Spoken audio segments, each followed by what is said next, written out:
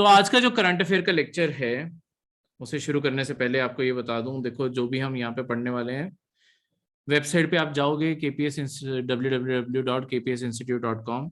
यहाँ पे जाके डेली करंट अफेयर का जब आप कॉलम सिलेक्ट करोगे, यहाँ पे जो भी आपकी लैंग्वेज जिसमें आप तैयारी कर रहे हो, इंग्लिश, हिंदी या पंजाबी, उस कॉलम पे आप क्लिक करोगे तो यहाँ पे आपके नीचे करंट अफेयर उस डेट के, आज 24 अगस्त 2022 है, उसके करंट अफेयर यहाँ पे पोस्टेड हैं। ठीक है, यहाँ पे अवेलेबल है, आप यहाँ से भी पढ़ सकते हो अगर आप डाउनलोड नहीं करना चाहते। या बिल्कुल लास्ट में जाके पीडीएफ पे क्लिक करोगे, डाउनलोड पीडीएफ, आपको पीडीएफ यहाँ से मिल जाएगी। तो आप जैसे पढ़ना चाहते हो आप पढ़ सकते हो। अब शुरू करते हैं आज के करंट अफेयर से। ये पीडीएफ है। तो आज के आपके करंट अफेयर्स 24 अगस्त 2022 के सबसे पहला करंट अफेयर और काफी ज्यादा ब्रेकिंग न्यूज के तौर पे जो आया था कि आपके एनडीटीवी के 29% शेयर खरीद लिए हैं गौतम अडानी की कंपनीज ने। तो एनडीटीवी जो है आपका न्यूज चैनल जो है, उसके 29% शेयर्स आपके अडानी ग्रुप ने खरीद लिए हैं। और इसके साथ चलते हुए अब होता क्या है, देखो हमारे इंडिया के अंदर जब भी शेयर्स आप खरीदते हो ओपन मार्केट से, इंडिया के अंदर एक रेगुलेटरी बॉडी है जो इस सारी चीज को कंट्रोल करती है, वो है सेबी। ठीक है, security exchange board of India. अगर आप कभी भी स्टॉक्स खरीदोगे बेचोगे, इनके रूल्स और रेगुलेशंस को फुलफिल करना पड़ता है। ये सारी स्टॉक मार्केट, स्टॉक्स की सेल, इसके लिए सारे रूल्स ये बनाते हैं। ये रेगुलेटरी बॉडी है इंडिया की। अब सेबी का एक रूल है कि अगर आप 29% किसी भी कंपनी के शेयर्स खरीद लेते हो, उसके बाद आपको एक बारी ऑफर देना पड़ता है बाकी सारे शेयर होल्डर्स को भी, एक प्राइस पे ऑफर देना पड़ता है कि बाकी 26% शेयर भी आप खरीद सको। मतलब अगर आपने 29% खरीद लिए हैं तो बाकी, अगर आप इतनी मेजॉरिटी में शेयर खरीद रहे हो कि ऑलमोस्ट 30% आपका किसी भी कंपनी में भी आपका होल्ड होने वाला है, तो उसके बाद आपको एक बार डिक्लेयर करना पड़ता है कि मेरे पास 29% शेयर आ चुके हैं और अब मैं खरीदने को तैयार हूं 26% और। तो एक पर्सन जिसने 29% शेयर लेने हैं उसे पहले ही 26% और शेयर्स के पैसे इकट्ठे करके रखने पड़ेंगे। अब ये शेयर्स अलग अलग शेयर होल्डर्स के पास हैं, शायद शेयर मार्केट के ऊपर लिस्टेड हो, शायद किसी प्राइवेट इन्वेस्टर के पास हो, किसी कंपनी के पास हो, अलग अलग किसी के पास हो सकते हैं। अब आपके पास जब 29% शेयर आ गए, उसके बाद आप मार्केट में एक ऑफर प्रेजेंट करोगे। लेट्स सपोज आपने बोला कि इसके बाद अब कोई भी शेयर बेचना चाहता है अपना, मैं शेयर खरीद लूंगा 250 रुपए में एक शेयर खरीद लूंगा, 250 रुपीज में एक शेयर खरीद लूंगा। अब अगर लोगों ने आपको शेयर बेचना शुरू कर दिया, देखो जरूरी नहीं है कि लोग बेचें, आपको सिर्फ एक बारी ऑफर देना जरूरी है। जिस प्राइस पे उस टाइम शेयर चल रहा है उससे ज्यादा प्राइस आपको एक बारी ऑफर करनी पड़ती है। तो आपने प्राइस ऑफर की, लेट्स सपोज प्राइस वैसे ओरिजिनली शेयर मार्केट पे जैसे एनडीटीवी है, लेट्स सपोज इनका प्राइस चल रहा था 240, आपने 250 के ऊपर शेयर का ऑफर रख दिया कि कोई भी बाकी जितने आपके इन्वेस्टर, 71% शेयर तो किसी और के पास है ना, जितने भी और लोगों के पास शेयर हैं 71% जो शेयर्स हैं, इनमें से कोई भी अपने शेयर बेचना चाहे, मैं तब तक 250 रुपीज पे शेयर खरीदता रहूंगा, 250 रुपीज का एक शेयर, जब तक मेरे पास 26% शेयर और नहीं आ जाते, मिनिमम 26% और नहीं आ जाते। ठीक है, तो एडिशनली 26% का एक बार ऑफर देना पड़ता है। अब कोई बेचे या ना बेचे, और यहाँ आपके पास 26% ना भी इकट्ठे हो वो भी कोई जरूरी नहीं है, बस एक बार ऑफर देना जरूरी होता है। ये सेबी की गाइडलाइन है। इसी कारण गौतम अडानी के ग्रुप ने जब अब 29% एनडीटीवी के अंदर शेयर खरीदनी है तो उन्हें ऑफर प्रेजेंट करना पड़ा है, बाकी 26% वो कितने रेट पे खरीदेंगे। तो यही आपकी न्यूज बनी हुई थी इस चीज की। ठीक है, और यही चीज होता है 29%, सॉरी 26% पे आपको अनाउंस करना पड़ता है, सॉरी 25% पे अनाउंस करना पड़ता है। जब भी 25% होगा उसके बाद 26% और खरीदने का मिनिमम ऑफर देना पड़ता है 25% की लिमिट क्रॉस करते ही। तो क्योंकि उन्होंने 29% खरीद लिए तो उन्हें ये ऑफर प्रेजेंट करना पड़ा। सेकेंड करंट अफेयर है इंफ्रास्ट्रक्चर इन्वेस्टमेंट ट्रस्ट, या जिन्हें शॉर्ट में इनवाइट्स भी कहते हैं। देखो ये इनवाइट्स क्या होते हैं, ये एक तरह से जैसे म्यूचुअल फंड होते हैं ना, वैसी चीज होती है, पर ये एक खास तरीके के म्यूचुअल फंड्स हैं मतलब इनवाइट्स क्या है, आप इनवाइट कोई भी, मतलब ये जो कंपनी है इनका काम क्या होता है, कोई भी ये क्या करते हैं, जैसे आप म्यूचुअल फंड में क्या होता है कि आप किसी म्यूचुअल फंड मैनेजर या कोई बैंक भी हो सकता है मैनेजर, आप उनके पास जाते हो, आप उनके पास जाके उन्हें कहते हो कि आप म्यूचुअल फंड में पैसा लगाना चाहते हो, वो लेट्स सपोज आप कहते हो 1 लाख रुपए आप लगाना चाहते हो, वो आपके 1 लाख रुपए रख लेंगे, आपको एक टाइम पीरियड बोलेंगे कि ये जो आपने अब म्यूचुअल फंड में इन्वेस्ट किया है इसमें से आप कम से कम 5 साल बाद पैसा निकाल सकते हो। 5 साल तक आपको थोड़ा बहुत इंटरेस्ट रेट भी आता रहेगा और 5 साल के एंड में ये सारा पैसा वापस भी ले सकते हो और तब तक आपको इंटरेस्ट रेट भी मिलता रहा है। तो इससे कस्टमर्स को ये फायदा हो जाता है कि ऐसी चीजों में जब इन्वेस्ट करते हैं, अगर तो इंटरेस्ट रेट अच्छा मिल रहा है या म्यूचुअल फंड्स में अगर ग्रोथ अच्छी होगी तो पैसा ज्यादा मिलेगा। इनवाइट्स एक ऐसी कंपनीज होती हैं जो पैसा ऐसे ही मार्केट से उठाती है कि लोगों को बॉन्ड पेपर देती है, मतलब ये जो आपने लाख रुपए दिया इसके बदले एक पेपर मिलता है, उस पेपर को बॉन्ड कहते हैं कि बॉन्ड बन गया। अब ये जो बॉन्ड है ये आपका लेट्स सपोज जैसे 1 लाख आपने जब इनवाइट्स, ये जो कंपनीज हैं इन्हें 1 लाख रुपया दिया, अब जब आप इन्हें 1 लाख रुपया दोगे ये कंपनीज क्या करेंगी, ये पैसा स्पेसिफिकली, देखो म्यूचुअल फंड का पैसा कहीं पे भी लग सकता है।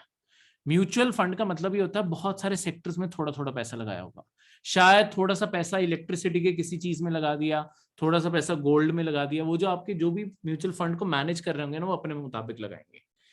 यहां पे क्या है, इनवाइट्स में ये पैसा सिर्फ और सिर्फ इंफ्रास्ट्रक्चर प्रोजेक्ट्स के अंदर लगता है। तो जो लोग इंटरेस्टेड होते हैं कि इंफ्रास्ट्रक्चर के सेक्टर में हमने इन्वेस्ट करना है उनके लिए इन्वेस्टमेंट देखो, नहीं तो लोग क्या करते हैं इन्वेस्टमेंट के तौर पे, लोग कह देते हैं प्रॉपर्टी खरीद लेते हैं, फ्लैट खरीद लेते हैं, कुछ ऐसा खरीद लेते हैं कि ये हमें रिटर्न देगा। पर ये जो रिटर्न है ये लिमिटेड है, क्योंकि आपने फ्लैट खरीदा, उसका प्राइस जब बढ़ेगा तब जाके, कहीं अगर बेचोगे तब जाके कुछ मिला, जमीन खरीद लिया, कुछ भी खरीद लिया।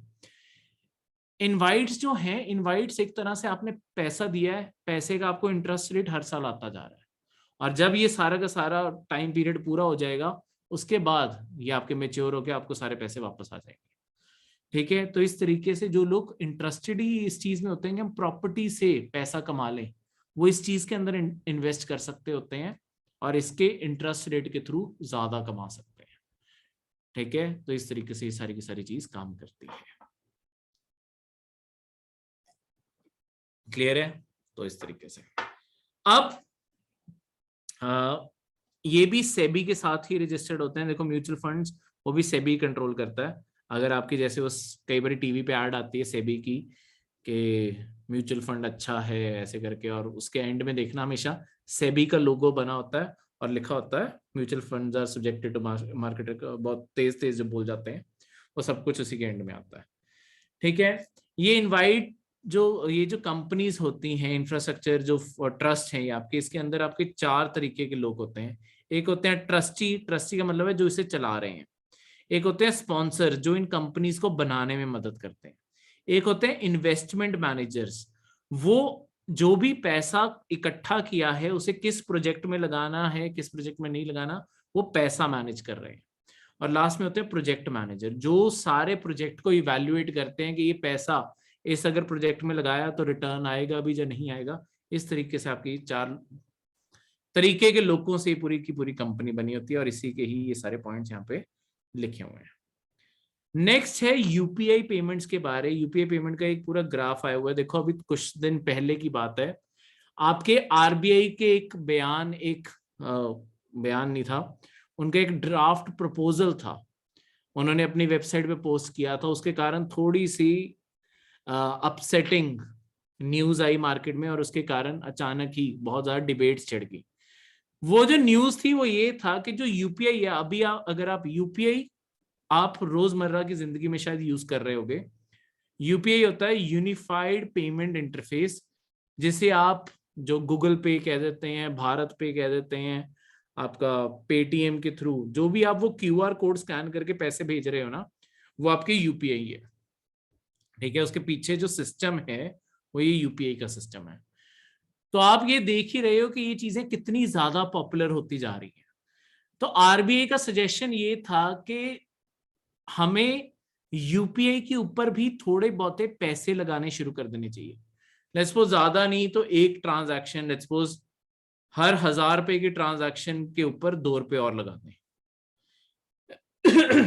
अपने आप में ये अमाउंट ज्यादा नहीं है, मतलब ये सिर्फ एक मैंने एग्जांपल क्रिएट किया है, पर आरबीआई ने सिर्फ एक सुझाव प्रेजेंट किया था कि यूपीआई की पेमेंट्स को भी थोड़ा सा पे से जोड़ देना चाहिए। इससे क्या होगा कि जो बैंक्स हैं जो इस ट्रांजैक्शन को करने में मदद कर रहे हैं, क्योंकि जब आप ये स्कैन करके पैसा भेजते हो, देखो आपके बैंक से पैसा कट के दूसरे के बैंक में जा रहा है, तो यहाँ पे इस बैंक का इंफ्रास्ट्रक्चर और इस बैंक का इंफ्रास्ट्रक्चर वो पूरा यूज हो रहा है। उसके बीच में आपकी एक और भी ऑर्गेनाइजेशन है जो इंडिया के अंदर सारी ट्रांजैक्शंस को फैसिलिटेट करती है, उसके बारे में अभी शॉर्टली बताता हूँ, उसे एनपीसीआई कहते हैं, यहाँ पे लिख देता हूँ बस। ये जो एनपीसीआई है, national payments corporation of India, ये अपने सर्वर्स भी मेंटेन कर रही है ताकि आपकी ट्रांजैक्शन स्मूथली चलती रहे। तो इस सारी चीज की कॉस्ट कहां से रिकवर होगी ये भी देखना जरूरी है। तो आरबीआई ने कहा हमें थोड़ा थोड़ा पैसा लगाना चाहिए। तो साथ में ही सारे लोगों में डिबेट छिड़ गई कि जहां पे हम इंडिया के अंदर डिजिटल रेवोल्यूशन की बात करते हैं, अगर पैसा लगा दिया, चाहे ये ज्यादा बड़ा पैसा नहीं है, लेट्स सपोज आप सिर्फ 1 रुपया भी लगा रहे हो हर 1000 रुपए में, पक्की बात है लोगों ने ट्रांजैक्शन करनी बंद कर देनी है, मतलब सबने नहीं बंद करनी, ट्रांजैक्शंस गिरनी शुरू हो जानी है।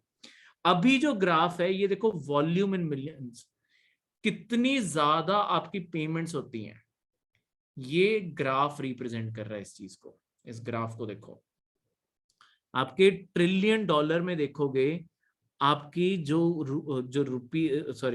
रूपी ट्रिलियन की वैल्यू में वो देखोगे, आपकी ट्रांजैक्शन जुलाई 2022 में 10 ट्रिलियन रुपए की ट्रांजैक्शंस यूपीआई के थ्रू होने लगी है। तो लोग बहुत बड़े स्केल पे से यूज कर रहे हैं, ठीक है। पर इस स्केल का मतलब ये है कि यहाँ तो इसे ग्रो करवाते रहे, ठीक है। जो हमारे इंडिया के अंदर डिजिटल ट्रांजैक्शंस, यूपीआई आने के 2016 में आया था यूपीआई, और तब से ये देखो यूपीआई के कारण डिजिटल ट्रांजैक्शंस लगातार बढ़ती जा रही है। या तो इसे अभी भी ग्रोथ पे रखें ताकि सारे लोग आपके डिजिटल इकोनॉमी में आ जाएं, या इसे यहीं पे इस रेवोल्यूशन को खत्म करें, और इस रेवोल्यूशन को खत्म, मतलब अगर थोड़ा बहुत भी कॉस्ट लगा दी, ये देखना ही 7,000 डिप आ जाएगा। खत्म तो नहीं होगा ऑब्वियसली, तब भी लोग करेंगे, पर ये डिप आ जाएगा।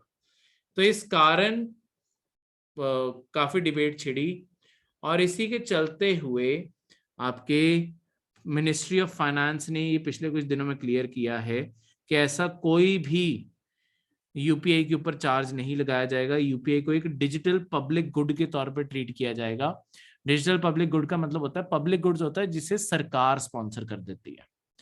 तो सरकार ने बोला है कि हम इसकी जो रनिंग कॉस्ट है उसे निकालने का कोई और तरीका ढूंढेंगे, और इसे पेड सर्विस नहीं बनाएंगे, क्योंकि पब्लिक सर्विस है तो ये कभी पेड नहीं हो सकती। तो इस तरीके से मतलब कोई और तरीके से उसकी पेमेंट का तरीका निकालेंगे, ठीक है। अगर इंडिया के अंदर बाकी ग्रोथ भी देखोगे, देखो ये वाला ग्राफ मैंने जूम आउट कर दिया, पर जनरली देखोगे इंडिया के अंदर, चलो जूम इन कर देता हूँ ताकि ज्यादा बेटर समझ आए। इंडिया के अंदर 2020 से लेके 2022 आ गया है। इंडिया के अंदर डेबिट कार्ड और क्रेडिट कार्ड की ग्रोथ पिछले 2 साल में कुछ ज्यादा ग्रो नहीं की है, वहीं घूम रही है। पर आपका जो यूपीआई है वो लगातार बढ़ता जा रहा है, ठीक है। तो इससे पता चलता है कि आपकी यूपीआई की ट्रांजैक्शंस कितनी ज्यादा हो रही हैं। तो लोग इस पे ज्यादा काउंट कर रहे हैं, लोग कार्ड्स को इतना पसंद नहीं कर रहे, लोग इससे ज्यादा पसंद कर रहे हैं, ठीक है। इसके अलावा जब से यूपीआई आया है, अब जितनी भी डिजिटल ट्रांजैक्शंस होती हैं, डिजिटल ट्रांजैक्शंस का ऑलमोस्ट 70% से भी ज्यादा हिस्सा यूपीआई है। बाकी डिजिटल ट्रांजैक्शन बाकी का हिस्सा है, ठीक है। 70% से ज्यादा, 76-77 होगा, उतने परसेंट हिस्सा आपके यूपीआई ही बनता है। तो बहुत पॉपुलर हो रहा है यूपीआई आपका, तो इसे रेवोल्यूशन के तौर पे बंद करना मुश्किल भी है। और इंडिया के लिए इस स्टेज पे अभी से चार्ज करके इस रेवोल्यूशन को कम करना अपने आप में एक प्रॉब्लमेटिक चीज है, क्योंकि इंडिया अभी भी दुनिया के टॉप देशों में नहीं आता जो डिजिटल पेमेंट्स को यूज कर रहे हैं। देखो इस रंगों को देखोगे, जहां पे ये जो ब्लू कलर के देश हैं, जो डार्क ब्लू में है, ये सबसे ज्यादा डिजिटल ट्रांजैक्शंस यूज कर रहे हैं। वहीं पे इंडिया को देखोगे, इंडिया ये 20 to 40 के मार्जिन में आता है कि अभी यहाँ पे डिजिटल ट्रांजैक्शंस इतनी नहीं है। ठीक है, ये अफ्रीका के बीच वाले को एरिया को देखो, यहाँ पे तो 20% से भी कम है। तो अभी अगर हमें डिजिटल ट्रांजैक्शंस और बढ़ानी है और हमारा भी मैप ऐसा हो, तो और लोगों को इससे जोड़ना जरूरी है। अगर पैसे चार्ज करने लग गए तो लोग और कम हो जाएंगे। तो इस कारण सरकार ने तभी ये अनाउंस किया है कि इन चीजों को पेड ना किया जाए। ठीक है, अब इस चीज के बारे में आपको बताऊं, यूनिफाइड पेमेंट्स इंटरफेस होता क्या है। देखो, ये real time payment settlement system है।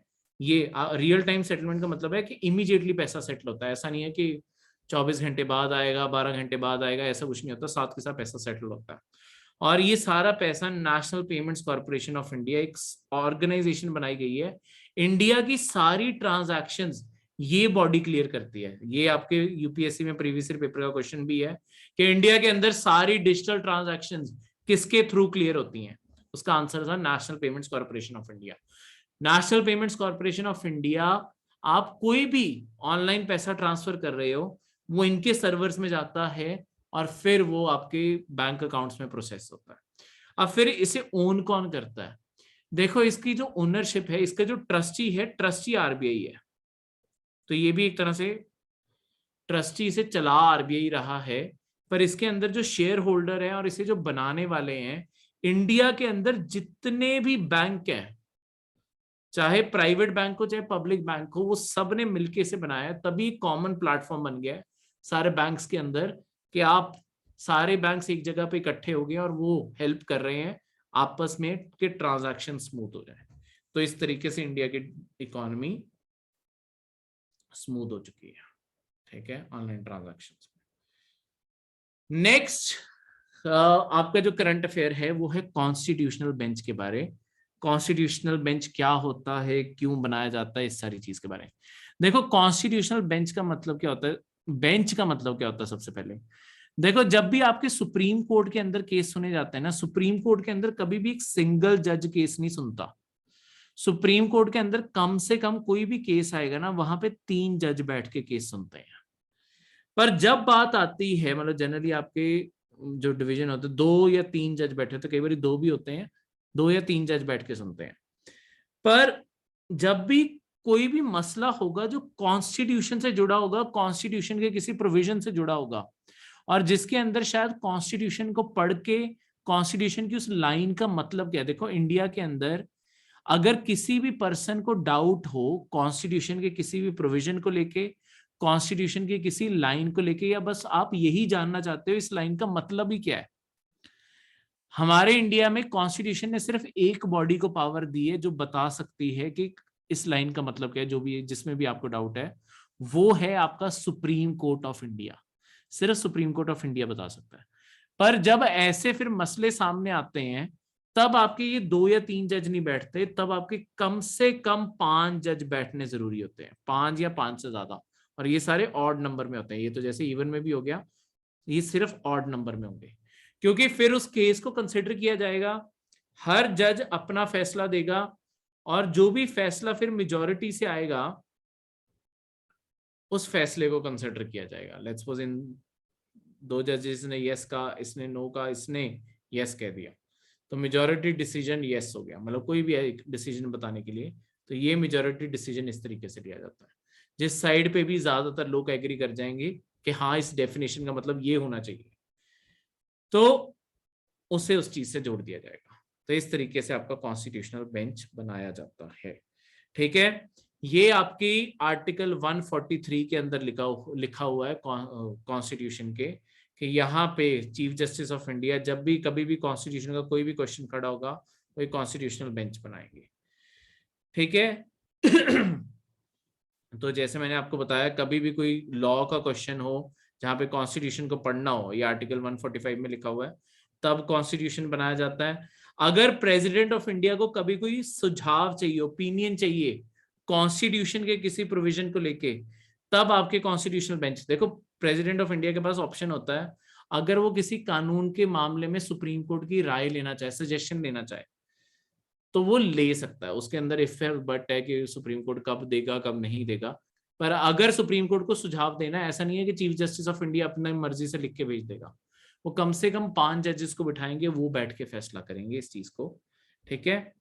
तो इस तरीके से उसके बाद जब भी आपकी कोई भी कंफ्लिक्टिंग जजमेंट्स होगी, ऐसे मामलों में जहां पे फिर से इंटरप्रिटेशन ऑफ लॉ की जरूरत है, ऐसी सारी चीजों में आपके कॉन्स्टिट्यूशनल बेंच बनाया जाता है।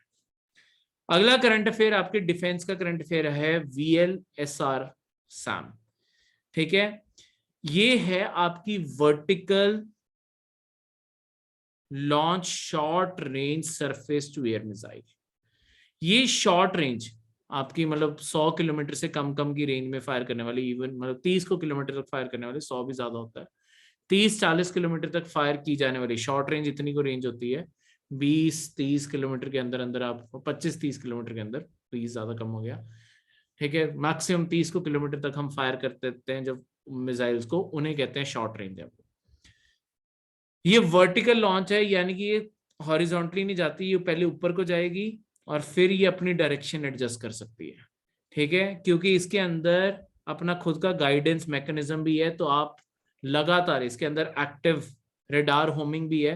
ये बेसिकली मिसाइल करती क्या है, ये मिसाइल कोई भी जो हवा के अंदर मूविंग टारगेट है ना, सरफेस टू एयर मिसाइल है, यानी कि लॉन्च किसी सरफेस से होगी, जैसे शिप ही होगी, शिप से लॉन्च हो रही है, पर इसका टारगेट कोई अगर हवा में उड़ने वाली चीज है, ये उससे जाके टकराएगी, ठीक है। तो अगर लेट्स सपोज आपकी तरफ कोई मिसाइल आ रही थी, ये उसकी तरफ जाएगी, और शायद हो सकता है लॉन्च के टाइम इधर उधर लॉन्च हो जाए, पर क्योंकि इसके अपने अंदर भी रडार है, ये अपना पाथ खुद ही सही कर लेगी ताकि एग्जैक्टली इसके अंदर जाके टकराए। कोई भी एयरक्राफ्ट है, कोई भी मिसाइल है, कुछ भी है, इस तरीके से उसे उड़ाया जा सकता है।